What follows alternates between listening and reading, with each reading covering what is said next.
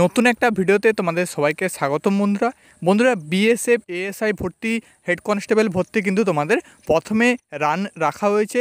যেমনটা তোমরা থাম্বনেলে দেখতে পাচ্ছ, প্রথমে কিন্তু পরীক্ষা নয়, প্রথমে কিন্তু তোমাদের রানিং রাখা হয়েছে, যেখানে কিন্তু তোমাদের 6 বাহিনী BSF, CISF, CRPF, SSB, Assam rifle এবং আইটিবিপিতে এএসআই হেড কনস্টেবল ভর্তি কিন্তু তোমাদের প্রথমে রানিং রাখা হয়েছে। তো বন্ধুরা, যেমনটা তোমরা কিন্তু জানো যে প্রত্যেকটা এখন যে তোমাদের মিলিটারি থেকে শুরু করে প্যারামিলিটারি সবার ক্ষেত্রে কিন্তু তোমাদের প্রথমে কিন্তু তোমাদের রানিং না রেখে কিন্তু এক্সাম রাখা হয়। তো সেক্ষেত্রে কিন্তু বিএসএফ এএসআই ভর্তিকে কিন্তু প্রথমে তোমাদের রানিং রাখা হয়েছে। তো এক্ষেত্রে কিন্তু তোমাকে রানিংয়ের জন্য প্রথমে প্রিপারেশান নিতে হবে। তো রানিং তোমাদের কত কিলোমিটার থাকছে, ওয়েট কতটা কিলোমিটার থাকছে, হাইট কত কিলোমিটার থাকছে, ফিজিক্যাল ডেট কী থাকছে, সমস্ত কিন্তু আমি কিন্তু এই ভিডিওর মাধ্যমে তোমাদের বিস্তারিত আলোচনা করে দেবো। আমাদের ইউটিউব চ্যানেলে যদি নতুন হয়ে থাকো অবশ্যই কিন্তু সাবস্ক্রাইব করবে, এই ধরনের আপডেট কিন্তু সবার প্রথমে পেয়ে যাবে। তো আজকের ভিডিওটি স্টার্ট করি।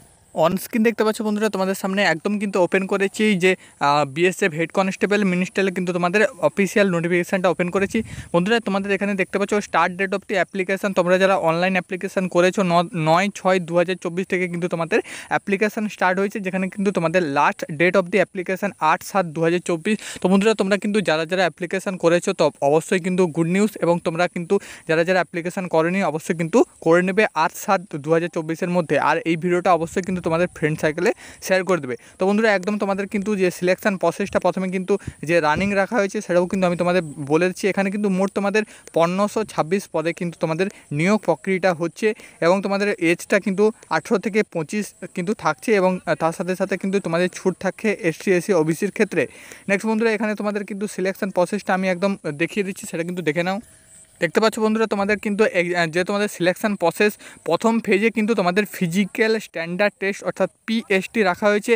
নেক্সট কিন্তু ফিজিক্যাল এফিসিয়েন্সি টেস্ট অর্থাৎ পিইটি রাখা হয়েছে। সেকেন্ড ফেজে কিন্তু তোমাদের কম্পিউটার বেস টেস্ট সিবিটি রাখা হয়েছে, এবং থার্ড ফেজে কিন্তু skill test, documents verification and medical examination এবং রিভিউ মেডিকেল এক্সামিনেশান রাখা হয়েছে।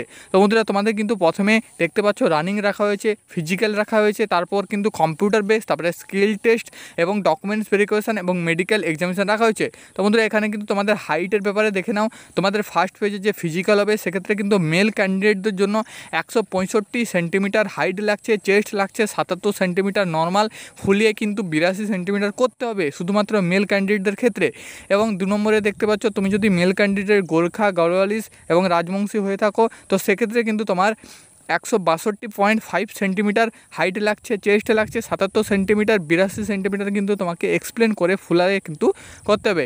নেক্সট বন্ধুরা, তোমাদের ফিমেল ক্যান্ডিডেটদের জন্য কিন্তু এখানে দেখতে পাচ্ছ হাইট লাগছে 155 সেন্টিমিটার, চেস্ট তোমাদের কিন্তু কোনো প্রকার ফিমেল ক্যান্ডিডেটদের জন্য অ্যাপ্লাই হবে না।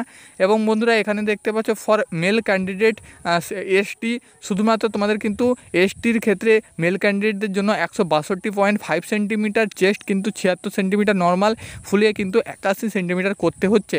নেক্সট বন্ধুরা, তুমি যদি ফিমেল ক্যান্ডিডেটদের গোর্খা, গাড়োয়ালিস, রাজবংশী হয়ে থাকো সেক্ষেত্রে তোমার হাইট লাগছে 150 সেন্টিমিটার, চেস্ট কিন্তু লাগছে না তোমাদের কিন্তু কোনো প্রকার। এবং ফিমেল ক্যান্ডিডেট তুমি যদি এসটি হয়ে থাকো সেক্ষেত্রে তোমার হাইট লাগছে 155 সেন্টিমিটার, চেস্ট কিন্তু এখানে অ্যাপ্লাই হচ্ছে না।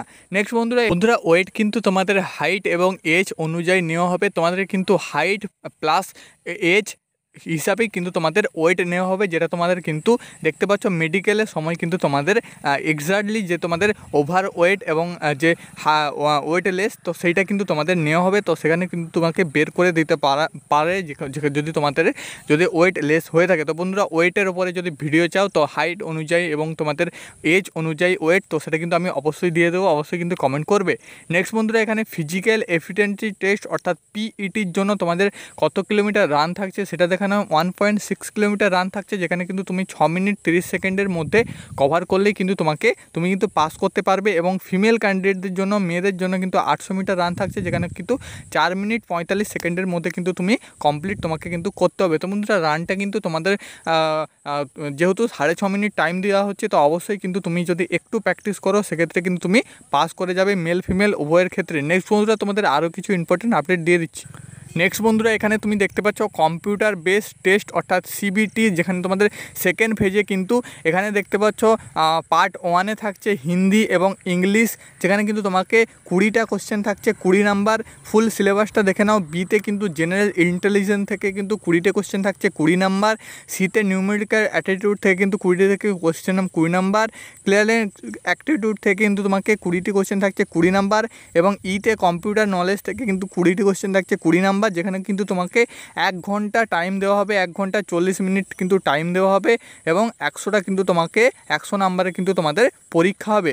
তো বন্ধুরা এটা কিন্তু তোমাদের সিলেবাসটা আমি কিন্তু বলে দিলাম। কম্পিউটার বেস যে তোমাদের ফিজিক্যালের তুমি যদি পাস করে থাকো তো ফিজিক্যালের পর কিন্তু তোমাদের সিবিটি হবে। তো সিবিটি কিন্তু তুমি এই তোমাদের কিন্তু সিলেবাসটা বলে দিলাম। কোশ্চেন পেপার শুধুমাত্র কিন্তু তোমাদের হিন্দি এবং ইংলিশে হবে। নেগেটিভ মার্কটা কিন্তু তোমাদের এখানে কিন্তু তোমাদের নেই, তো নেগেটিভ মার্কটা কিন্তু আমি তোমাদের বলে দিচ্ছি। বন্ধুরা এখানে কিন্তু এডুকেশান কোয়ালিফিকেশান কী থাকছে দেখে নাও। এডুকেশান কোয়ালিফিকেশান যে কোনো তুমি স্বীকৃত প্রতিষ্ঠান থেকে কিন্তু 10+2 অর্থাৎ উচ্চ মাধ্যমিক পাস হয়ে থাকলে তুমি কিন্তু এখানে অ্যাপ্লিকেশান করতে পারছো। তো বন্ধুরা তোমাদের কিন্তু সমস্ত ডিটেলস দিয়ে দিলাম, হাউ টু অ্যাপ্লাই, কীভাবে তুমি অ্যাপ্লাই করবে। চলে আসবে recruitment.bsf.gov.in, যেখানে কিন্তু তোমাদের লাস্ট ডেটটা আমি প্রথমে বলে দিলাম।